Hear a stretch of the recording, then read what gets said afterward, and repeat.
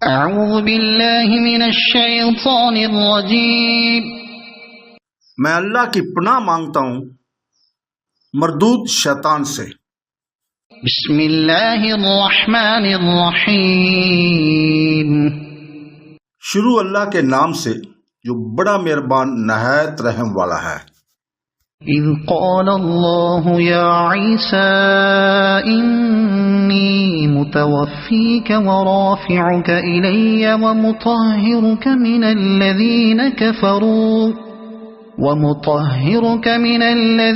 کفروا وجاعل الذین اتبعوک فوق الذین کفروا الی یوم القیامہ ثم إلي مرجعكم فأحكم بينكم فيما كنتم فيه تختلفون فأما الذين كفروا فأعذبهم عذابا شديدا في الدنيا والآخرة وما لهم من ناصرين وَأَمَّا الَّذِينَ آمَنُوا وَعَمِلُوا الصَّالِحَاتِ فَيُوَفِّيهِمْ أُجُورَهُمْ وَاللَّهُ لَا يُحِبُّ الظَّالِمِينَ ذَلِكَ نَتْلُوهُ عَلَيْكَ مِنَ الْآيَاتِ وَالذِّكْرِ الْحَكِيمِ۔ جب اللہ تعالیٰ نے فرمایا کہ اے عیسیٰ میں تجھے پورا لینے والا ہوں اور تجھے اپنی جانب اٹھانے والا ہوں اور تجھے کافروں سے پاک کرنے والا ہوں اور تیرے تابعداروں کو کافروں کے اوپر رکھنے والا ہوں قیامت کے دن تک، پھر تم سب کا لوٹنا میری ہی طرف ہے۔ میں ہی تمہارے آپس کے تمام تر اختلافات کا فیصلہ کر دوں گا۔ بس کافروں کو تو یہ میں دنیا اور آخرت میں سخت تر عذاب کروں گا اور ان کا کوئی مددگار نہ ہوگا، لیکن ایمان والوں اور نیک اعمال والوں کو اللہ تعالیٰ ان کا ثواب پورا پورا دے گا۔ اللہ تعالیٰ ظالموں سے محبت نہیں کرتا۔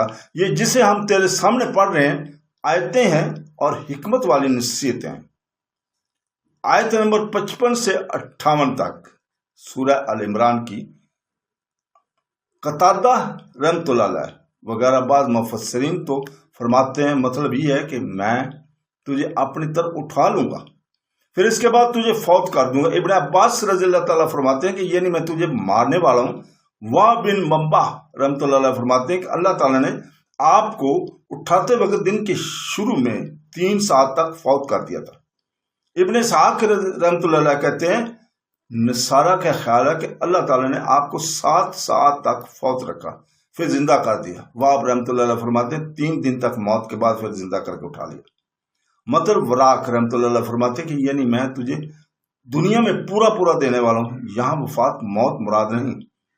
اسی طرح ابن جریر رحمۃ اللہ علیہ فرماتے ہیں کہ یہاں مراد ان کا رفع ہے، اور اکثر مبصرین کا قول ہے کہ وفات سے مراد یہاں نیند ہے، جیسے اور جگہ قرآن کی حکیم میں ہے کہ وہ اللہ جو تمہیں رات کو فوت کر دیتا ہے یعنی سلا دیتا ہے، اور جگہ ہے کہ یعنی اللہ تعالیٰ ان کی موت کے وقت جانوں کو فوت کرتا ہے، اور جو نہیں مرتے انہیں ان کی نیند کے وقت رسول پاک صلی اللہ علیہ وسلم جب نیند سے بیدار ہوتے تو فرماتے اللہ کا شکر ہے جس نے ہمیں مار ڈالنے کے بعد پھر زندہ کر دیا۔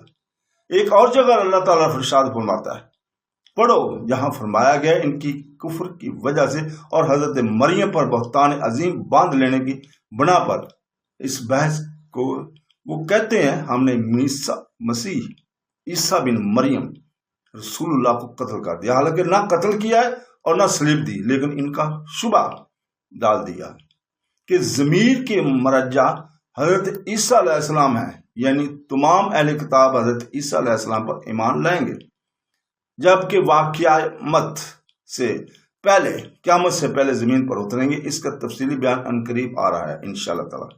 پس اس وقت تمام اہل کتاب پر ایمان لائیں گے، کیونکہ نہ وہ جزیہ لیں گے اور سوائے اسلام کے اور کوئی بات قبول نہیں کریں گے۔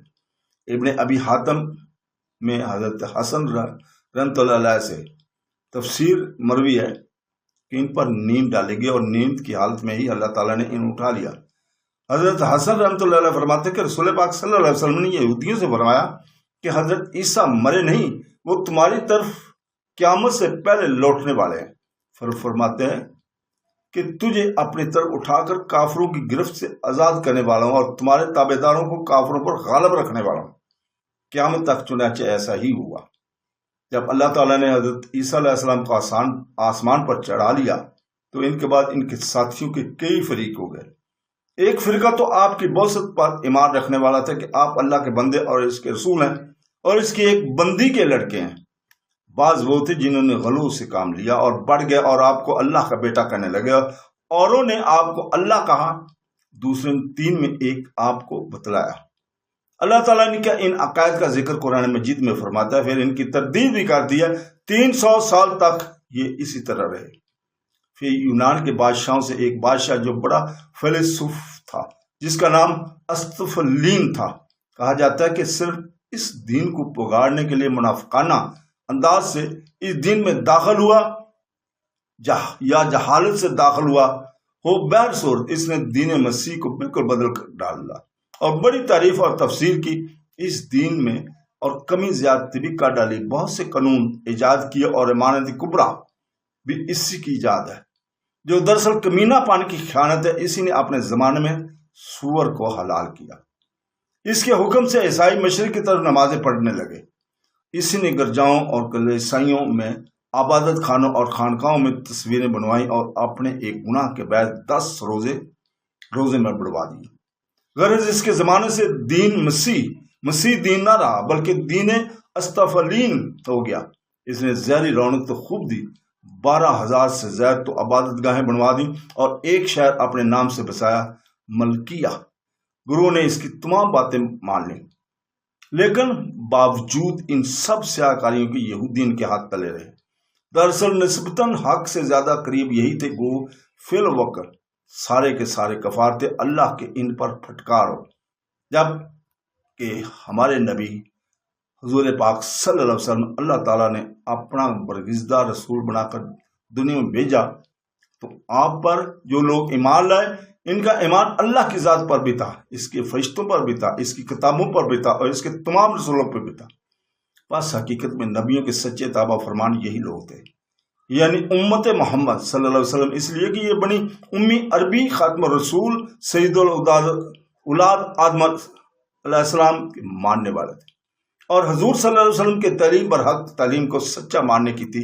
لہذا دراصل ہر نبی کے سچے تابع دار اور صحیح معنی میں امتی کہلانے کے مستحق یہی لوگ تھے، کیونکہ ان لوگوں نے جو اپنے تائیں عیسیٰ کی امت کہتے تھے تو دین عیسوی کو بالکل مسخ اور فسق کر دیا تھا۔ صدق اللہ العظیم۔